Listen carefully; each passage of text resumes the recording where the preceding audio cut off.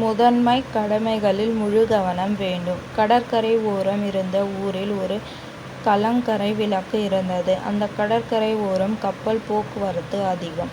பாறைகள் நிறைந்த கடல் பகுதியானதால் கப்பல்கள் பாறை பகுதியை தவிர்த்து பத்திரமாக செல்ல வகை செய்யும் வண்ணம் அந்த கலங்கரை விளக்கை அமைத்திருந்தார்கள். எண்ணெயால் எரியும் விளக்கு அது.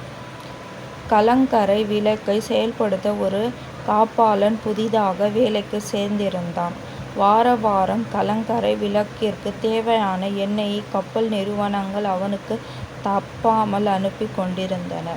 காப்பாளனின் முக்கியமான வேலை கலங்கரை விளக்கை காப்பது மற்றும் விளக்கு அணையாமல் அதை செலுத்தி கொண்டிருப்பது மட்டுமே. எல்லாம் நன்றாக போய் கொண்டிருந்தது. ஒரு கடுங்குளிர்கால இரவில் கலங்கரை விளக்கின் அலுவலக கதவை யாரோ தட்டினார்கள். காப்பாளன் கதவை திறந்து பார்த்தான். பக்கத்து ஊரைச் சேர்ந்த முதியவர் ஒருவர் குளிரில் நடுங்கிக் கொண்டே நின்று கொண்டிருந்தார். தம்பி, என் வீட்டில் விளக்கெரிக்க கூட எண்ணெய் இல்லை. குளிர் நடுங்குகிறது. நீ மிகவும் நல்லவனாக தெரிகிறாய். கொஞ்சம் எண்ணெய் கொடுத்தால் பிழைத்துக் கொள்வேன். சீக்கிரம் திருப்பி கொடுத்து விடுவேன் என்று கெஞ்சினார். மனமிளகிய காப்பாளன் அவனுக்கு கொஞ்சம் எண்ணெய் கொடுத்தனுப்பினான்.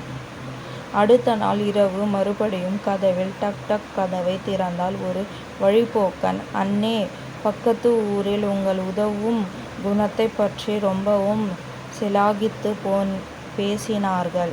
நான் அவசரமாக ஊருக்கு போய் கொண்டிருக்கின்றேன். மிகவும் முக்கியமான வேலையாக போய் கொண்டிருக்கின்றேன். இங்கே தங்க முடியாத நிலை. என் கை விளக்கில் எண்ணெய் தீர்ந்துவிட்டது. பயணத்திற்கு எண்ணெய் கொடுத்து உதவினால் மிகவும் நன்றி உள்ளவனாக இருப்பேன் என்று வெகு விளக்கமாக பேசினான். காப்பாளனும் வழிப்போக்கனுக்கு எண்ணெய் கொடுத்தனுப்பினான். 3ஆம் நாளும் இதே கதை தொடர்ந்தது. இப்பொழுது கதவை தட்டியது ஒரு மூதாட்டி. ராசா, நீ நல்லா இருக்கணும். வீட்டில் பச்சை குழந்தைகள் பால் காய்ச்ச அவசரமாக அடுப்பு எரிக்கணும். வீட்டில் எண்ணெய் தீர்ந்து போய் விட்டதப்பா. எனக்கு உன்னை விட்டால் வழியில்லை என்று வந்துவிட்டேன். நீ தான் அவசரத்துக்கு கடவுள் போல் கை கொடுத்து உதவணும் என்றாள். அவளுக்கும் காப்பாளன் எண்ணெய் கொடுத்தான். வாரக்கடைசி அடுத்த வாரத்திற்கான எண்ணெயை கொண்டு வரும் வண்டி வர 2 நாளாகும். காப்பாளன் வழக்கம் போல விளக்கிற்கு எண்ணெய் நிரப்ப பீப்பாயை திறந்து பார்த்தான். பீப்பாயில் இருந்த எண்ணெய் வாரக்கடைசி வரை விளக்கை செலுத்த போதாது என்று புரிந்தது.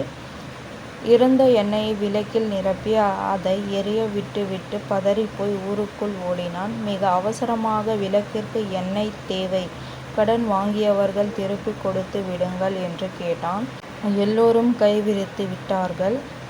வாரக்கடைசியில் இரவில் எண்ணெய் தீர்ந்து போய் விளக்கு அணைந்து விட்டது. 2 கப்பல்கள் அன்று இரவு கலங்கரை விளக்கு எரியாததால் வழி தவறிப்போய் பாறைகள் மோதி சிதறிவிட்டன. 3 பேருக்கு உதவுவதற்காக தன் முதன்மை கடமையில் தவறிய காப்பாளன் 300 பேரின் உயிர் சேதத்திற்கு காரணமானான்.